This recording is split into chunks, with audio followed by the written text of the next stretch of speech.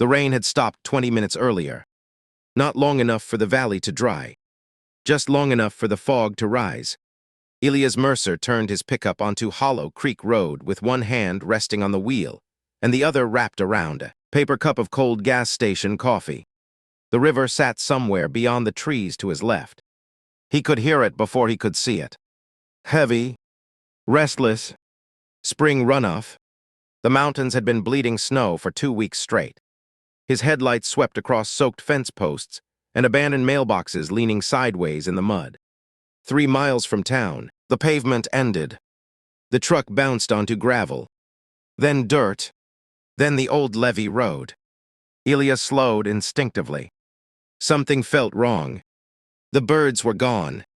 No crickets, no frogs, just the low mechanical growl echoing through the fog ahead. He rounded the bend and saw the excavator. Yellow steel, hydraulic arm raised against the gray morning sky like the neck of some prehistoric animal feeding in the riverbed. The machine slammed downward. Wet earth exploded outward. Another section of levee collapsed into black water. Elias stopped the truck in the middle of the road. For several seconds he didn't move. Didn't blink. Didn't breathe much either. Water poured through the opening in the levee with terrifying calmness. Not crashing. Not raging. Just entering. Slow enough to look harmless. Fast enough to drown 50 acres before sunrise. Workers in orange rain jackets moved through the mud carrying survey flags and steel stakes. Portable floodlights cast pale beams through the mist. A temporary sign had been hammered into the ground near the break. River District Compliance Authority. Emergency Flood Mitigation Operation. Elias stared at the sign for a long time. Then at the waters. Then at the machine tearing through 30 years of his life. The wheat fields beyond the levee were already disappearing beneath shallow sheets of moving black water. The driver's side door creaked open. Cold air rushed into the cab. His boots sank into mud as he stepped out. Nobody noticed him at first. The excavator operator kept working. Another section collapsed. More water surged through. The smell hit him next. River silt. Diesel fuel. Freshly torn earth.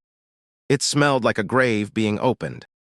A woman stood 20 yards away beneath a portable canopy, reviewing documents on a waterproof clipboard.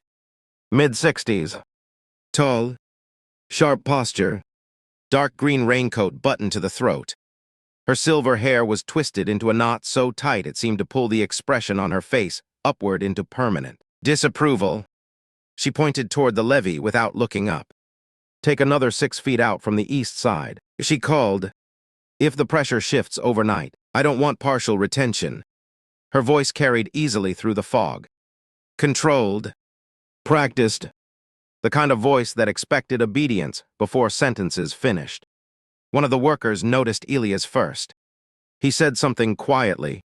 The woman looked up, studied him, then walked across the mud with slow, deliberate confidence.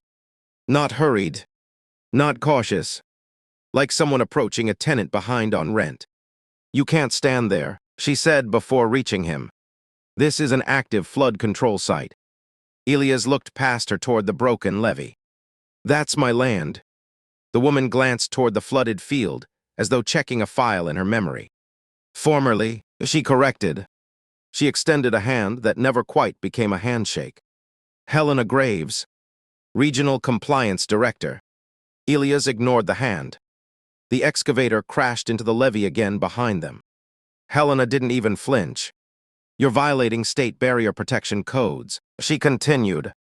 This property was redesignated under Emergency Flood Expansion Authority 3 weeks ago. Elias finally looked at her directly.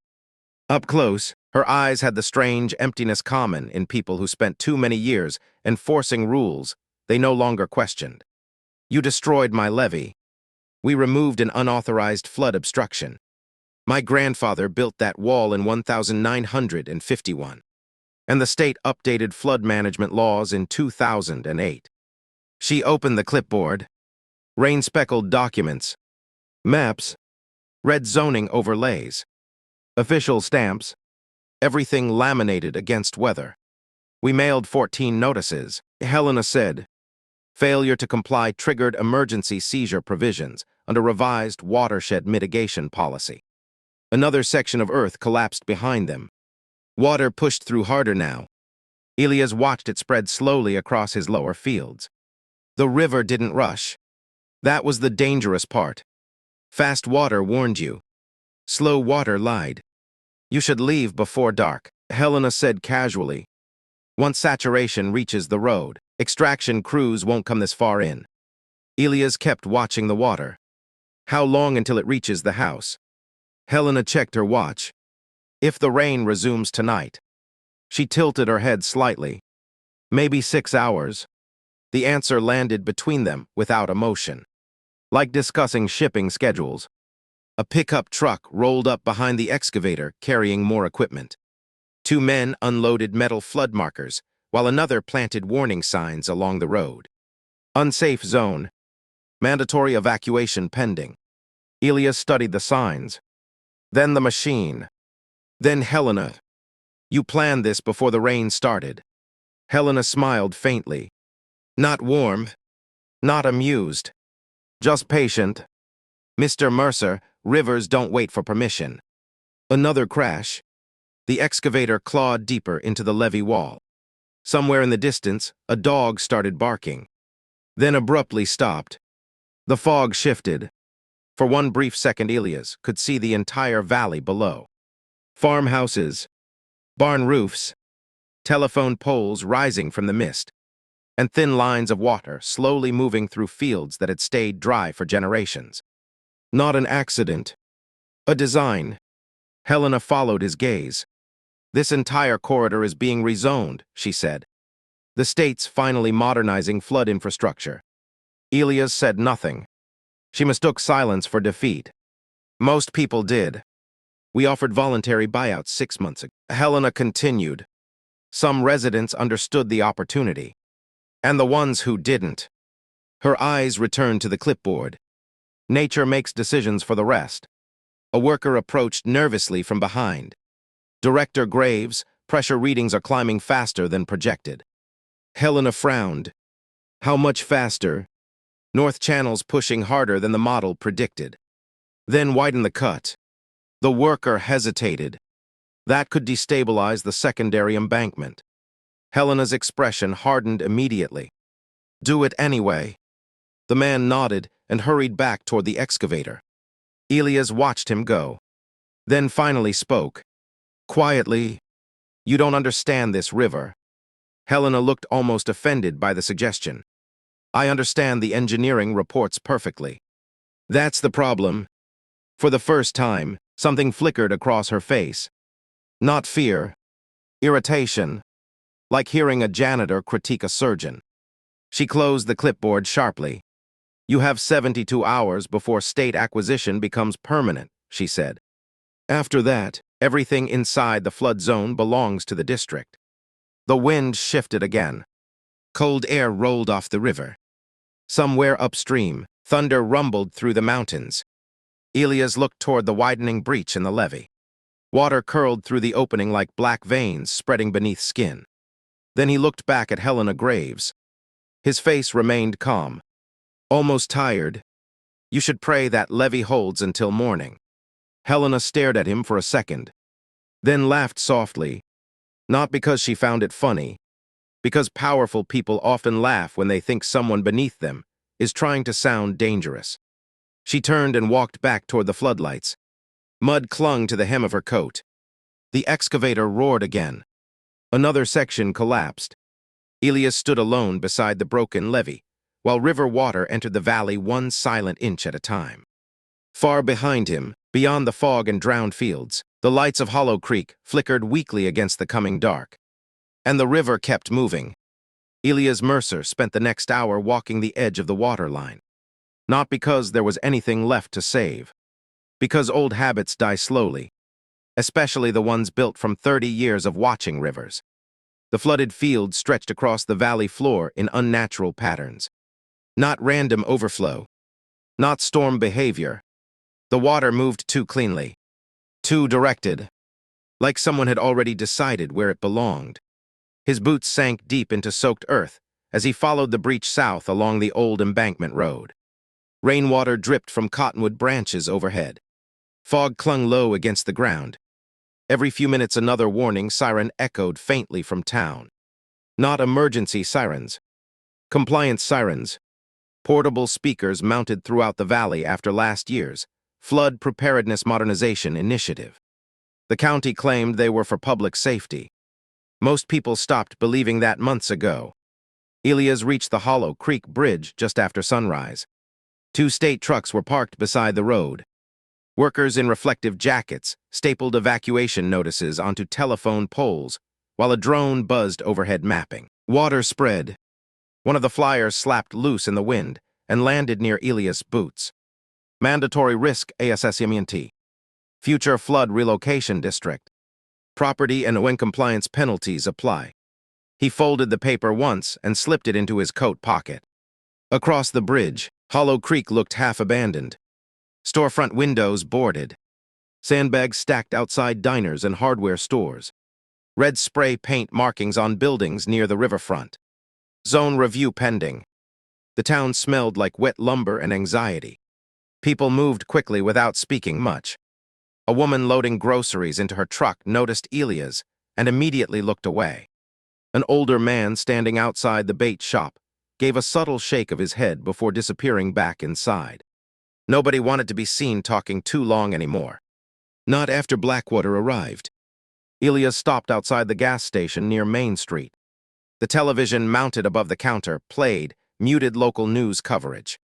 A smiling anchor stood in front of flood projection graphics glowing bright red across the valley. State officials praise flood redevelopment plan. Below the headline, regional safety improvements expected to create 4,000 new jobs. The cashier noticed Elias watching. "She was out your way this morning," he said quietly. Elias turned. The cashier was maybe 22. Thin, nervous eyes. He kept pretending to stock cigarettes while he talked. "Graves?" Elias nodded once. The cashier lowered his voice further. "They condemned 3 more farms yesterday." "What for?" "Drainage violations." He swallowed. One of them didn't even have drainage. A customer entered. Conversation ended immediately. The cashier stepped back behind the register like he'd said too much already. That was how Hollow Creek worked now. Every sentence felt monitored. Every conversation stopped when doors opened. Elias left the station and continued toward the north side of town, where the older houses sat above the riverbank. The Holloway place stood at the end of a gravel lane lined with dead peach trees. The house looked smaller than he remembered. Weathered white paint. Sagging porch. Wind chimes moving softly in the damp air. June Holloway opened the door before he knocked. "You saw the levee." It wasn't a question. Elias nodded. She stepped aside silently. The house smelled like coffee and old paper. Stacks of documents covered the kitchen table. Certified envelopes. Inspection reports. Flood notices. June moved slowly, favoring one hip. 78 years old. Widowed. Lived in the valley her entire life. "They started with the letters last winter," she said. Elias sat at the table while she opened a cardboard archive box beside the sink. Inside were dozens of neatly organized folders. Every one labeled by month. "They said my retaining wall caused water displacement." She handed him a notice. "Then they fined me because the replacement gravel wasn't state approved." Elias flipped through the documents. Soil erosion and ON compliance. Unauthorized drainage materials. Levee shadow obstruction. The language was dense. Technical enough to intimidate. Vague enough to weaponize. "How much?" June gave a tired laugh. "Depends which week you ask." She pulled another folder free. 43 violation notices. 3 emergency inspections. 7 penalty escalations. All within 11 months. "My husband built this place after Vietnam," she said quietly. "That river flooded twice in 40 years." Her fingers trembled slightly against the paperwork. "Now they say the land's too dangerous to live on." Outside, a truck passed slowly along the road. June instinctively lowered her voice. They drive by every morning. Blackwater. She nodded. Sometimes county inspectors. Sometimes security. A pause. Sometimes police. Elias studied the documents carefully. Something about the formatting bothered him. Not the violations. The flood assessments attached behind them. Engineering seals. Hydrology references. Flood migration models. Professional work. Or professional forgeries. Have they offered to buy your land? June's eyes hardened immediately. 3 times. For how much? Less than the mortgage balance. Rain tapped softly against the kitchen windows. Elias turned another page. Then stopped.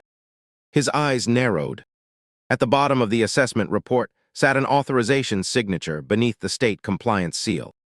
Chief Land Engineer. E. Mercer. For several seconds he didn't move. June noticed the change in his face. What is it? Elias stared at the signature. Same formatting. Same authorization stamp. Even the same approval language he'd written himself 20 years earlier. Only one problem. He'd retired 19 years ago. This report, he said slowly. Who gave this to you? Compliance office. Did anyone explain it? They said state engineers confirmed the valley would become unlivable within 5 years. Elias kept staring at the signature. E. Mercer. Not copied badly. Copied perfectly. Someone had access to archived state templates. Old templates. Before the flood authority restructuring. June leaned closer. You know something. Elias looked up at her. For the first time since arriving in town, real emotion crossed his face. Not fear. Recognition. The kind detectives get when a random detail suddenly turns a bad feeling into certainty. How many homes have they condemned so far? June hesitated. Officially, yes. 31. And unofficially, her silence answered before her mouth did. Outside, another siren echoed faintly through the valley. Low. Mechanical. Cold. Elias stood and walked toward the kitchen window. Across the river, survey stakes covered the hillsides like grave markers. Bulldozers moved through fog near the old timber mill. Beyond them, huge sections of forest had already been cleared. Preparation work. Not flood prevention. Development. June stepped beside him quietly. They say a new city's coming. Elias watched the machines moving through the mist. Luxury riverfront expansion. Corporate zoning. State-backed land acquisition. And someone was using his name to legalize all of it. His reflection stared back at him faintly in the rain-covered glass. Older now. Grayer. But suddenly very awake. Behind him, papers rustled softly across the kitchen table. 43 notices. 43 warnings. 43 small cuts meant to bleed people out slowly enough that nobody called it violence. Elias picked up the top assessment file again. His own forged signature stared back at him from the bottom of the page. Then he said the first words all morning that sounded remotely dangerous. That flood map is fake. The rain returned just before noon. Thin at first, then steady enough to erase the mountains. Elias drove west along the river with the windows cracked slightly open. Cold air drifted through the cab, carrying the smell of pine-wet earth and rising water. The flood sirens continued every 30 minutes now. A recorded female voice followed each alarm. Mandatory relocation protocols may be activated without notice. The voice sounded calm. That was intentional. Panic spread faster when authority sounded relaxed. Elias turned off the main road near the abandoned rail crossing and followed a narrow dirt path into the hills above. Hollow Creek. Most people in town thought he lived in the farmhouse by the levee. That was only partly true. The real house sat 3 miles deeper into the woods, where the fog stayed thick enough to hide things. A small cabin overlooking the river basin.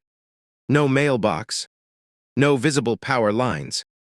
No county records after 2009.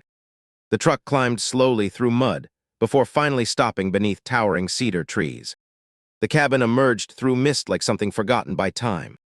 Dark wood siding, tin roof, stone chimney stained black from decades of smoke. Rain tapped softly against rusted gutters. Elias killed the engine, but stayed seated for a moment, watching the valley below. Even from this height, he could see movement near the river. Survey lights, construction equipment. Blackwater was already expanding operations. Fast. Too fast for emergency infrastructure work. This wasn't disaster response. It was acquisition. He stepped out of the truck and crossed the porch. The cabin door opened with a low wooden groan. Inside, the air smelled like old paper and cedar smoke. No television. No internet router. Just shelves of engineering books, rolled maps stacked in corners, and yellow legal pads covering nearly every flat surface. A cast iron stove crackled softly near the back wall. Elias removed his coat slowly and hung it beside the door. Water dripped from the fabric onto old pine floorboards. Then he walked toward the locked steel cabinet beside the bookshelf. For several seconds, he simply stared at it. Like opening it meant reopening something he'd spent years burying. Finally, he crouched and spun the combination lock. 3 turns left, 2 right, 1 final click. The cabinet door opened. Inside sat 15 years of silence. Flood legislation drafts. Original engineering models. State development contracts. And dozens of sealed folders marked confidential. Elias reached for the top binder carefully. Colorado Watershed Expansion Initiative, 2008. His name sat beneath the title. Chief Land Engineer, Elias Mercer. The younger version of himself stared back from the ID photo clipped inside the cover. Dark hair then, sharper face. The eyes looked angrier. He flipped slowly through pages filled with floodplain calculations and handwritten margin notes. Most of the legislation had started honestly. That was the tragedy. The original purpose was simple: protect small river towns from increasingly violent spring runoff, reinforce levees, modernize evacuation systems, prevent future disasters. Then the developers got involved. Elias still remembered the first meeting. Denver, winter, a conference room overlooking snow-covered streets. Men in $1,000 suits discussing flood corridors like they were stock portfolios. One of them had pointed at a river map and smiled. You know, he'd said, once land gets classified high risk, acquisition costs collapse. That was the moment Elias understood what they really wanted. Not protection, control.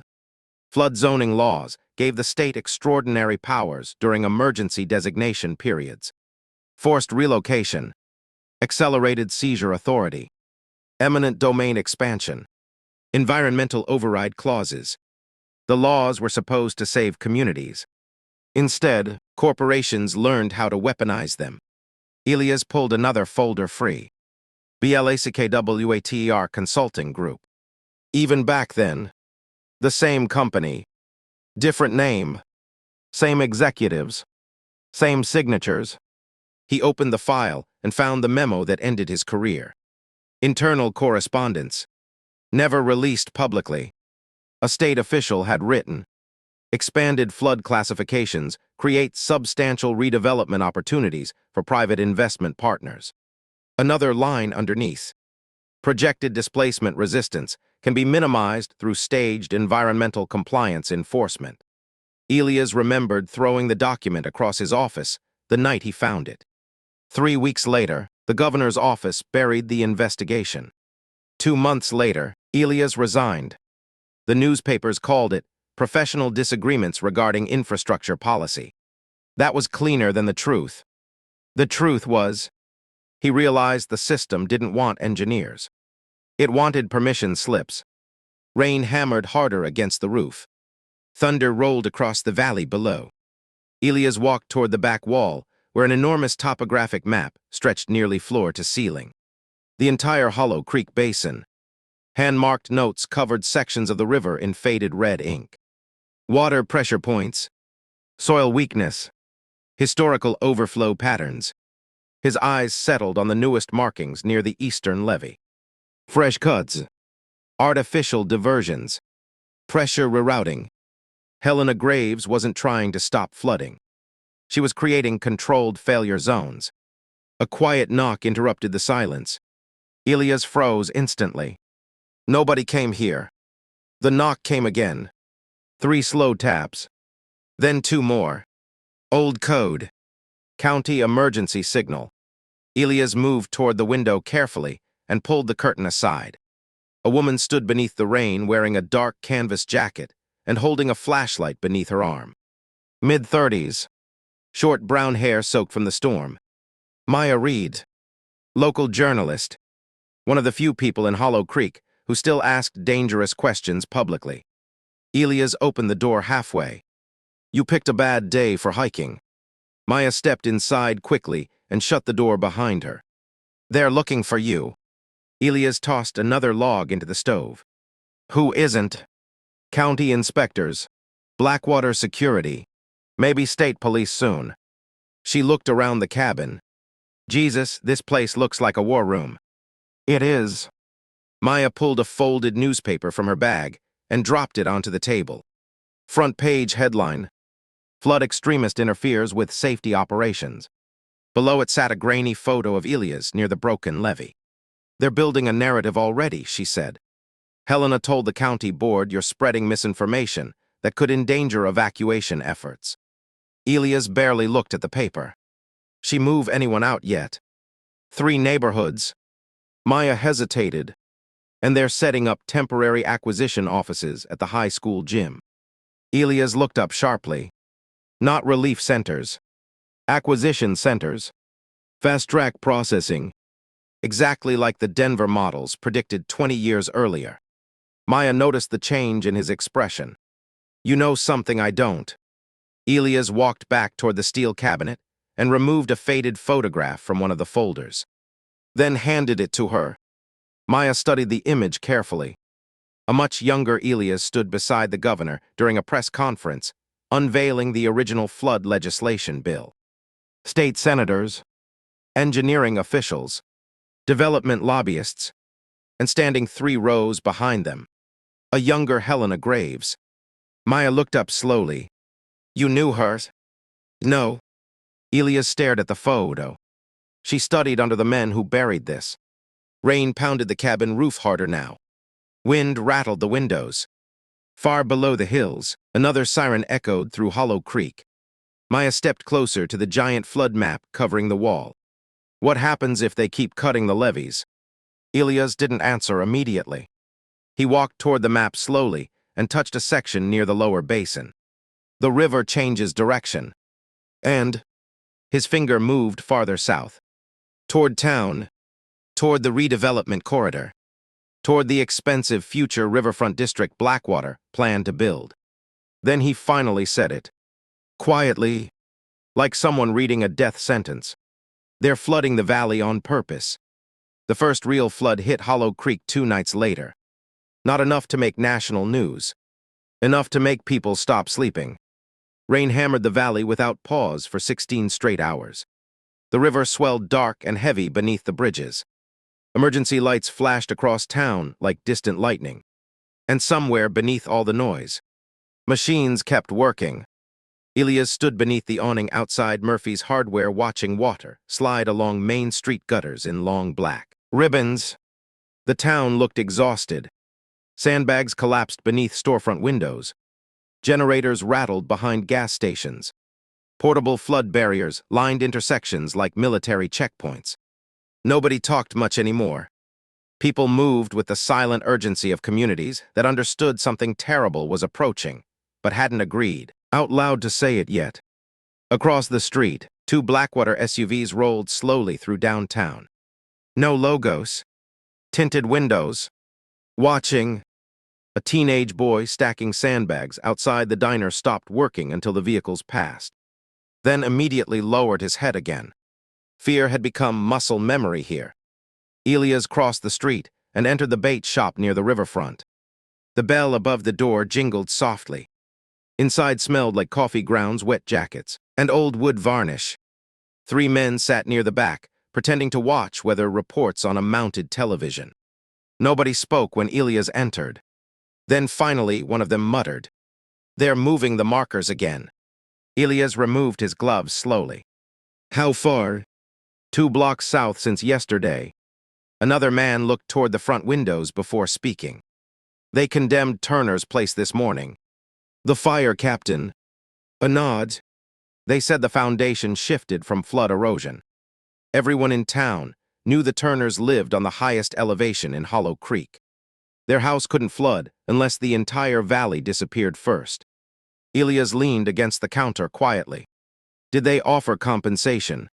The oldest man laughed once through his nose. "Enough to buy a trailer, maybe." Silence returned. On television, Helena Graves stood beside county officials during a live press conference. Behind her glowed a digital flood projection map saturated in warning red. "We are implementing proactive mitigation measures to preserve long-term public safety," she said calmly. "Temporary displacement is unfortunate but necessary." Necessary. That word again. Every abuse system eventually learns softer vocabulary. Elias watched Helena carefully. Not her face, her positioning, the confidence, the timing. She was escalating faster now, which meant pressure was coming from above her. Or beneath her. The bait shop owner lowered the television volume, then quietly locked the front door. Nobody commented on it. The younger men moved closer. One of them finally asked the question everyone else avoided. "Can they really take everything?" Elias looked around the room. Weathered faces, calloused hands, people who'd spent entire lives building things slowly. Homes, boats, families, things corporations acquired through paperwork in under 30 days. "They can," Elias said, "if people stay isolated." Nobody liked the answer. A truck thundered past outside, sending water spraying across the windows. The oldest man spoke next. "They got June Holloway yesterday." Elias looked up immediately. "What happened?" "Drone inspections." The man shook his head slowly. "They flew over her property all night claiming structural instability." A pause. Then county code enforcement showed up at dawn. Another man added quietly. "She cried signing the papers." Nobody moved for several seconds. Rain tapped softly against the glass. Somewhere outside, another emergency siren echoed through town. Elias stared toward the television again. Helena continued speaking with polished calmness, while flood graphics rotated behind her. Not once mentioning redevelopment. Not once mentioning Blackwater. Always safety. Always public protection. That was the trick. People surrendered faster when fear sounded responsible. Elias left the bait shop just before dark. The rain had eased into mist again. Streetlights reflected across shallow floodwater pooling along sidewalks. As he walked north toward River Street, he noticed something strange immediately. The current, water along the drainage channels, was flowing backward. Not naturally. Redirected. He followed the movement beneath the bridge and down toward the secondary embankment near the old grain mill. The closer he got, the quieter the town became. No traffic. No voices. Just rushing water beneath concrete. Then he saw the fresh excavation marks. Deep cuts along the retaining wall. Recent. Machine work. Elias crouched near the edge and touched the exposed soil. Still loose. Still wet from hydraulic equipment. His expression darkened instantly. Someone had weakened the embankment intentionally. A flashlight beam swept suddenly across the trees behind him. County flood inspection. Another beam appeared. Then another. 3 men emerged wearing rain jackets with state emergency patches.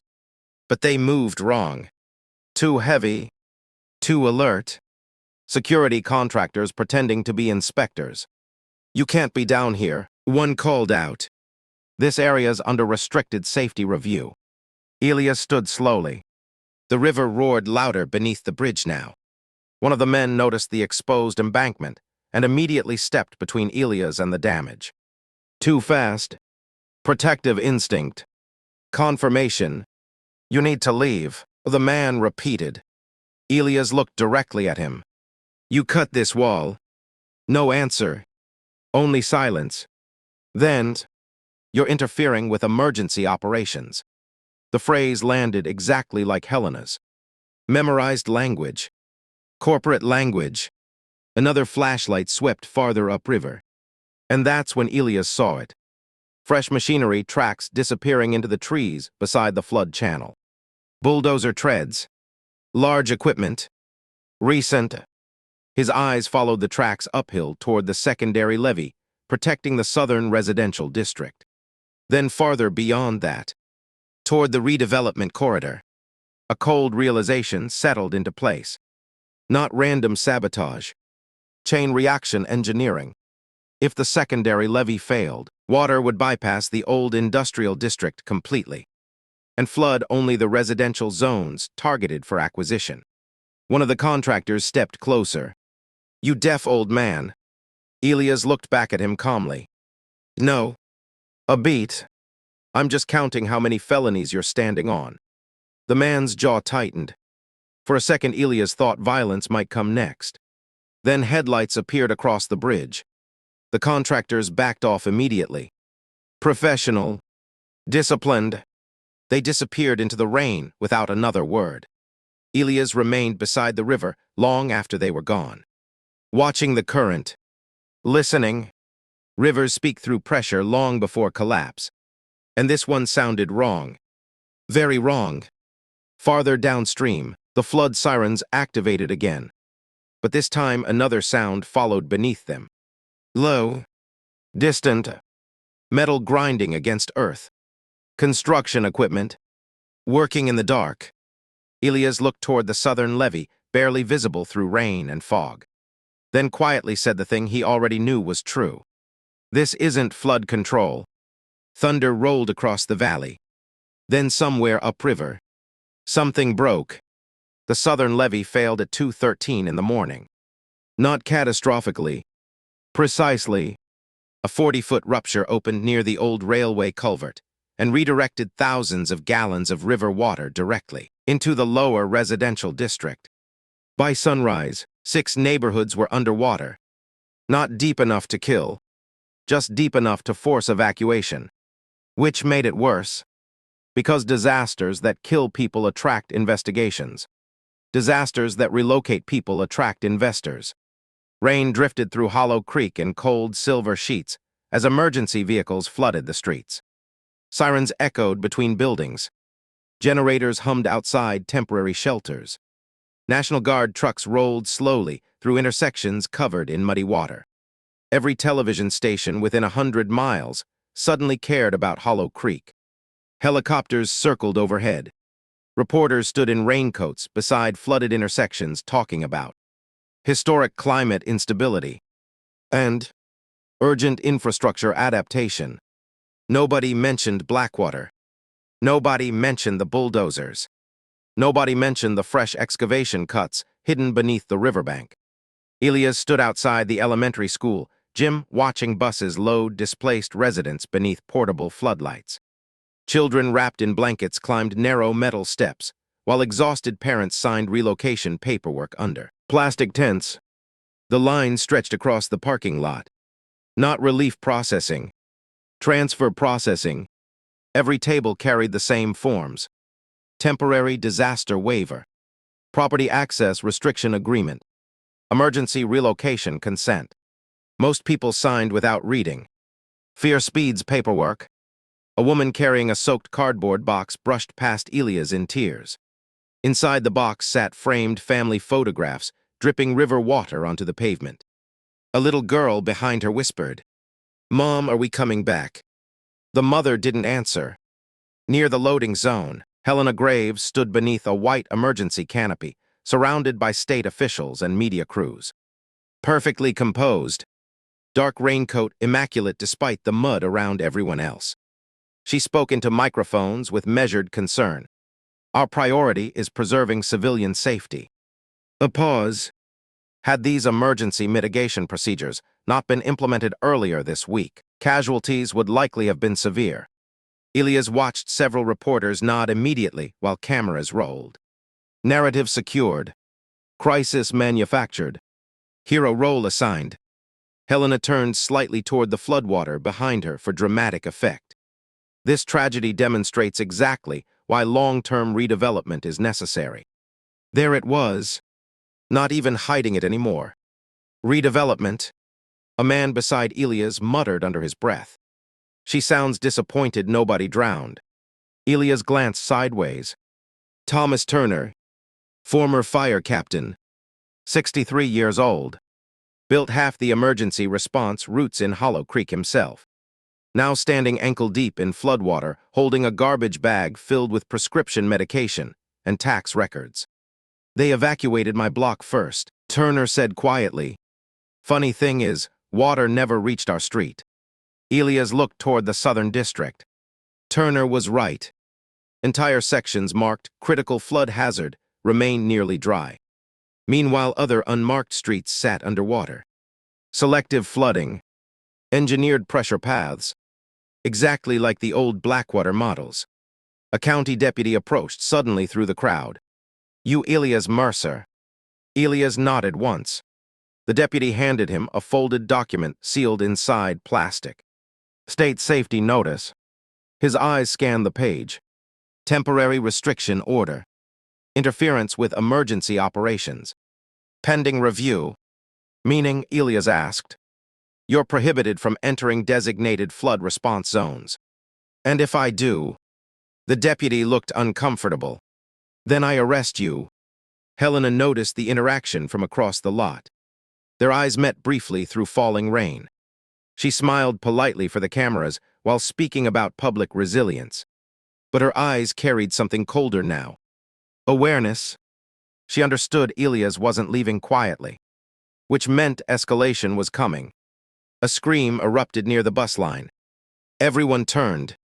An elderly man had collapsed beside the registration tables. Two volunteers rushed toward him while paperwork scattered across wet pavement. The old man kept trying to reach the documents even while struggling to breathe. My house, he gasped. My wife still. No residents are allowed back inside restricted zones. A compliance worker interrupted sharply. The old man stared at him in disbelief. Like he'd just discovered rules mattered more than people now. Maybe they always had. Elias moved toward the scene instinctively. Then stopped. Something farther down the parking lot caught his attention. 3 Blackwater geologists unloading drilling equipment from a utility truck. Not rescue equipment. Core sampling rigs. Soil analysis tools. They weren't waiting for the flood to end. They were already surveying construction zones. The flood itself was the acquisition phase. Elias started walking toward them. A hand grabbed his arm. Maya Reed. Rain soaked her jacket completely. You need to see this. She pulled him behind the shelter tents away from cameras and handed him a tablet wrapped in plastic. Drone footage.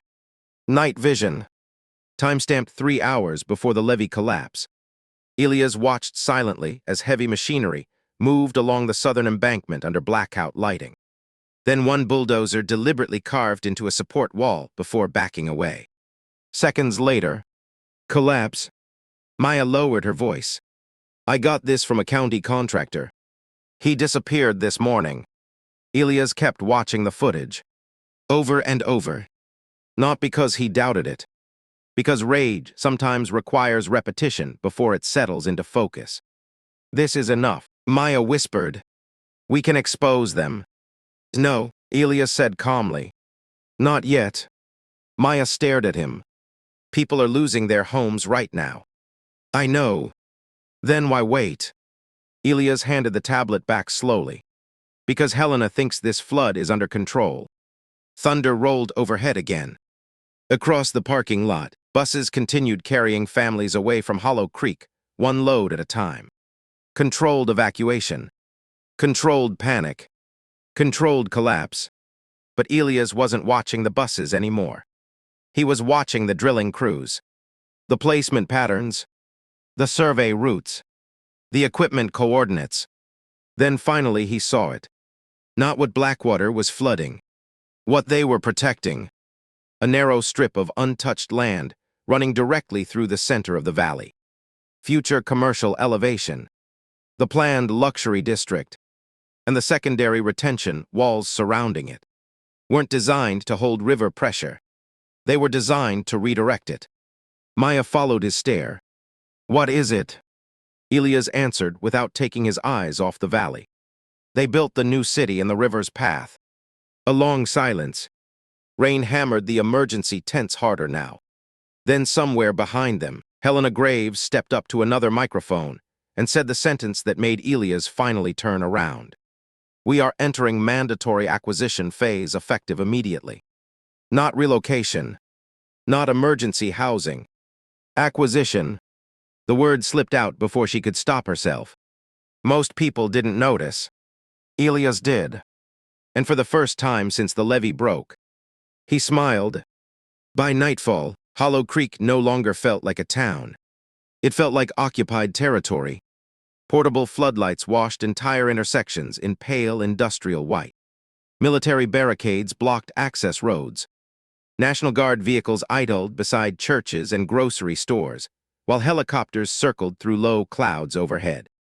The river kept rising. Not violently. Steadily. Like something patient. Elias drove without headlights along the old logging road north of town, while rain hammered the windshield hard enough to blur the world into streaks of silver and black.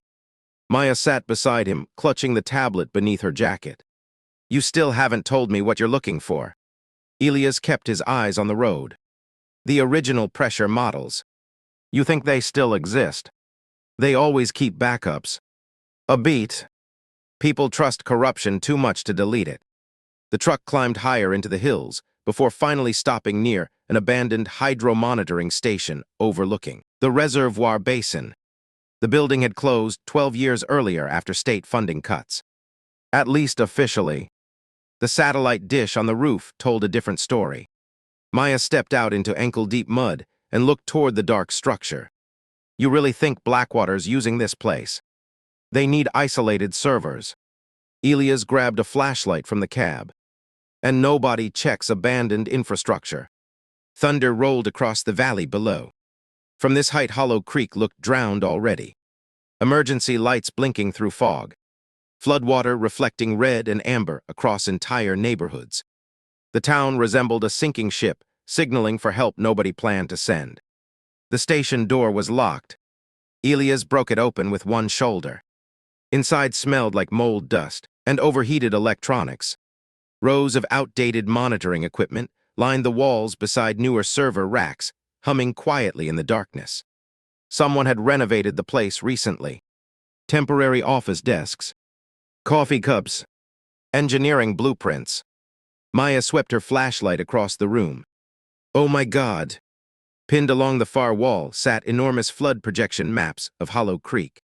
Not emergency response maps. Development maps. Luxury housing districts. Commercial waterfront layouts. Marina concepts. Entire neighborhoods labeled. Phased acquisition ZONES. Elias moved toward the central monitor station immediately.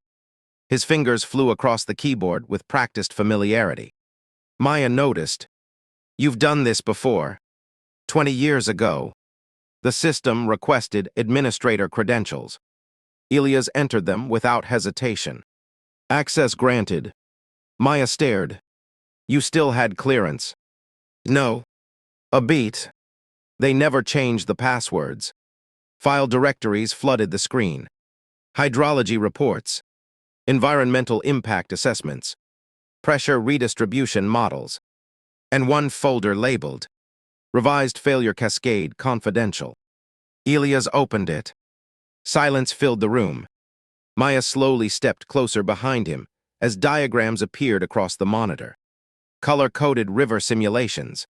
Levee stress projections. Controlled breach zones. And at the center of every model, the new luxury redevelopment district. Protected. Always protected. While the surrounding residential neighborhoods absorbed every projected flood surge. Maya whispered, "They engineered the disaster." Elias kept scrolling, then stopped abruptly. A newer document, 3 weeks old. Helena Graves' authorization seal stamped across the bottom. He opened the file. The simulation began automatically. A digital model of Hollow Creek filled the screen while rainfall projections increased steadily. The southern levee collapsed first, exactly as planned. Then the eastern retention wall redirected water through low-income residential corridors, while elevated commercial sectors remained untouched. Maya covered her mouth slowly. This isn't mitigation. Elias finished the sentence for her. It's selective flooding. Rain battered the building harder now. Wind rattled loose metal somewhere outside. Then another file appeared during the auto-scroll. Projected long-term stability failure. Elias opened it and immediately went still. Maya noticed first. What? He didn't answer, just stared at the simulation. The model advanced 18 months into future development conditions. Luxury riverfront towers completed. Commercial marina operational. Expanded levee system active. Then the reservoir pressure increased during seasonal runoff. And the entire redevelopment district disappeared underwater. Complete catastrophic failure. Not possible failure. Guaranteed failure. The redesigned flood channels trapped water pressure directly beneath the future city foundation. Blackwater hadn't solved the river. They'd delayed it. And eventually, the river would take everything back at once. Maya stepped closer to the monitor. They know. Elias opened another attached memo. Internal correspondence. Highly restricted. Projected structural collapse probability exceeds 81% within 24 months following redevelopment completion. Recommend accelerated asset liquidation strategy prior to secondary pressure destabilization. Maya read the final line aloud slowly. They were planning to sell the city before it collapsed. Nobody spoke for several seconds. Only server fans humming softly in the darkness. And rain. Always rain. Then suddenly, headlights flashed outside. Elias killed the monitor instantly. Voices echoed through the parking area. Vehicle doors slamming. Maya whispered, "How many?" Elias peered carefully through the broken blinds. 3 SUVs. Blackwater security. And behind them, county sheriff vehicles. Too fast. Someone tracked the server access. Flashlights swept across the rain outside. One of the men shouted, "Building's been breached." Maya backed away instinctively. "What do we do?" Elias calmly removed a portable hard drive from the server rack and slipped it into his coat pocket. Then he looked around the room once. Flood maps, corruption models, engineered collapse projections. Proof. Enough to destroy all of them.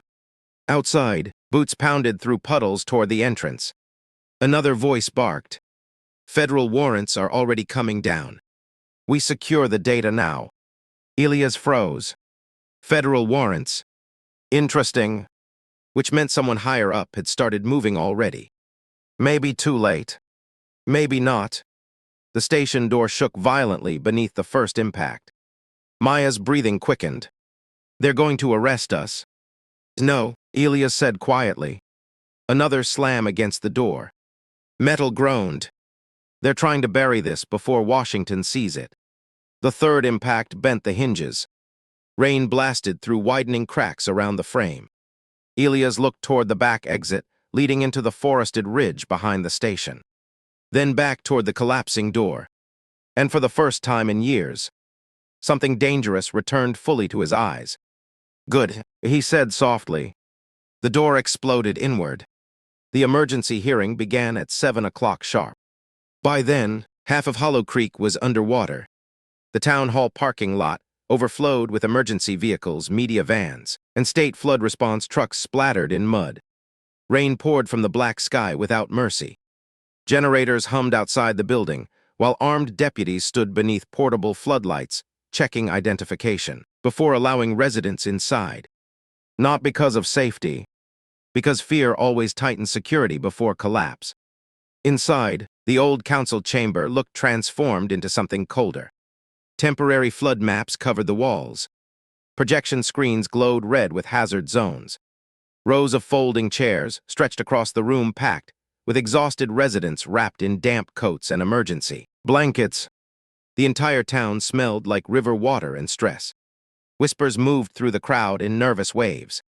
People already knew something was wrong. They just didn't know how big yet. At the front of the chamber, Helena Graves stood near the podium reviewing documents with surgical calmness. Dark charcoal suit this time. No raincoat. No mud. She looked less like a flood official now, and more like someone preparing a corporate merger. 2 attorneys sat beside her. 3 county commissioners. A state emergency coordinator. And behind them, Blackwater representatives pretending not to be Blackwater representatives. Maya noticed them immediately. They brought lawyers. Ilias remained standing near the rear entrance. Watching. They brought witnesses. The room lights flickered once as thunder rolled outside. Then the county commissioner stepped forward. This emergency session of the Hollow Creek Flood Response Authority is now in order. No applause. No movement. Only rain striking the windows hard enough to sound like static. The commissioner cleared his throat. Due to escalating public safety concerns, we are authorizing expanded acquisition measures for all properties within the revised flood impact corridor. Murmurs spread instantly across the room. A woman near the front stood up. You said relocation assistance, not seizure. Please remain seated, ma'am. Another resident shouted. My insurance got canceled yesterday. A deputy stepped toward him immediately. Helena finally approached the podium. And the room quieted. Not because people respected her. Because predators command silence naturally. She adjusted the microphone carefully. We understand emotions are elevated. She began calmly. But this valley is no longer structurally sustainable for civilian occupation. Behind her, flood simulations illuminated the projector screen. Water spreading across neighborhoods in glowing red patterns. Fear converted into graphics. Independent engineering analysis confirms catastrophic long-term instability throughout the Hollow Creek Basin. Helena continued. These acquisitions are necessary to prevent future loss of life. Ilias watched the audience carefully. Some angry, some terrified, most simply exhausted enough to surrender. That was always the final stage. Not defeat. Fatigue. Helena clicked the remote. A new image appeared on screen. Ilias' photograph, taken near the levee breach. Maya stiffened immediately. Helena's voice remained smooth. Unfortunately, certain individuals have interfered with emergency mitigation operations while spreading dangerous misinformation. Regarding this crisis, another slide appeared.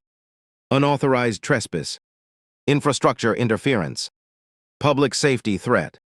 Ilias' name underneath all 3. Several people in the crowd turned toward him. Helena continued. Mr. Mercer has repeatedly attempted to obstruct lawful flood response efforts using fabricated conspiracy claims involving state agencies and private contractors. A deputy near the aisle placed one hand near his holster. Prepared. Helena looked directly toward Ilias now. And while we sympathize with anyone displaced during this tragedy, we cannot allow paranoia to endanger evacuation. Procedures. The room remained silent. Then June Holloway slowly stood near the center row. You forged those reports. Every head turned. Helena didn't blink. No documentation has been falsified. You stole our homes. Mrs. Holloway, please sit down. You used fear to rob people. 2 deputies moved toward her immediately. And that's when Ilias finally started walking forward. Slowly. No rush. The room tracked him instinctively. Rain thundered against the windows. Helena watched him approach with the expression of someone already rehearsing victory. You've made your point, she said coldly. This hearing is about public safety, not personal grievances. Ilias stopped at the center aisle, then calmly removed a small hard drive from his coat pocket. You forgot one thing. Helena's expression shifted slightly. Just slightly. What exactly would that be? The river keeps records better than people do. Confused silence spread across the chamber. Elias looked toward the projection technician near the stage. Use the second input channel. Helena immediately stepped forward. This hearing is not authorized for. Play it. The technician hesitated, then looked toward the county commissioner. The commissioner, already sweating, gave a weak, uncertain nod. The projector flickered. The flood maps disappeared. Then new footage filled the screen. Night vision. Bulldozers. Blackwater machinery carving directly into the southern levee hours before collapse. The room erupted instantly. People shouting. Chairs scraping. Voices overlapping. That's our district. They did this. Helena's face lost color for the first time. Turn it off. One attorney snapped immediately. Nobody moved. Elias stepped closer to the front. More files appeared. Internal Blackwater memos. Pressure redistribution models. Acquisition plans. Projected property devaluation charts. Then finally, the catastrophic failure simulation. The future city collapsing underwater 18 months after completion. Silence crashed across the room. Even the deputies stopped moving. The simulation ended with the projected casualty estimate glowing across the screen in cold white text. Estimated civilian loss, severe. Maya looked toward Helena. The woman's composure was fracturing visibly now. Not panic yet, but pressure. Real pressure. Helena stepped toward the microphone again. These files were illegally obtained. Their original state archives. Elias interrupted quietly. She stopped speaking, and for the first time since this began, she looked uncertain. Elias walked slowly toward the podium. You told this town the river became dangerous. He looked around the chamber. At soaked families, displaced workers, people clutching evacuation folders like funeral paperwork. But the river didn't change. A beat. You did. Nobody moved. Nobody even coughed. Elias turned toward the giant flood map displayed behind Helena, then pointed directly at the redevelopment corridor. You redirected flood pressure away from commercial land, straight into residential districts. You engineered controlled collapse to force acquisition. Helena's jaw tightened. You have no idea what you're talking about. Elias looked at her for a very long time, then finally said the sentence that split the room open. I wrote the flood legislation you used to do it. Silence. Absolute silence. Outside, thunder rolled across Hollow Creek like distant artillery. Helena stared at him. The audience stared at him. Even the commissioners looked frozen. Elias continued calmly. 20 years ago, we designed those emergency powers to protect river communities. A pause. You turned them into weapons. Helena recovered just enough to speak again. You resigned in disgrace. No. Elias shook his head once. I resigned because men like Blackwater already owned your office. A deputy near the entrance suddenly lifted his radio. Voices crackled urgently through static. Then came another sound from outside. Sirens. Not local police. Different. Multiple vehicles. Fast. Headlights swept across the rain-soaked windows. The room shifted uneasily. Helena turned toward the entrance instinctively. And for the first time all night, she looked afraid. The front doors burst open. Federal agents entered through blowing rain wearing dark jackets marked U.S. Waterways Fraud Task Force. Nobody spoke. One agent stepped forward holding sealed warrants. His voice echoed through the chamber. Helena Graves, Blackwater Development Group. You are hereby ordered into federal custody pending investigation into conspiracy fraud, environmental terrorism, and unlawful displacement operations. The room exploded. People shouting, crying, standing. Helena stepped backward slowly like someone discovering gravity no longer worked. This is political, she whispered. The lead agent looked at the flooded maps behind her. No. A beat. This is engineering. The rain stopped 3 days later. Not dramatically. Just ended. As if the sky had finally exhausted itself.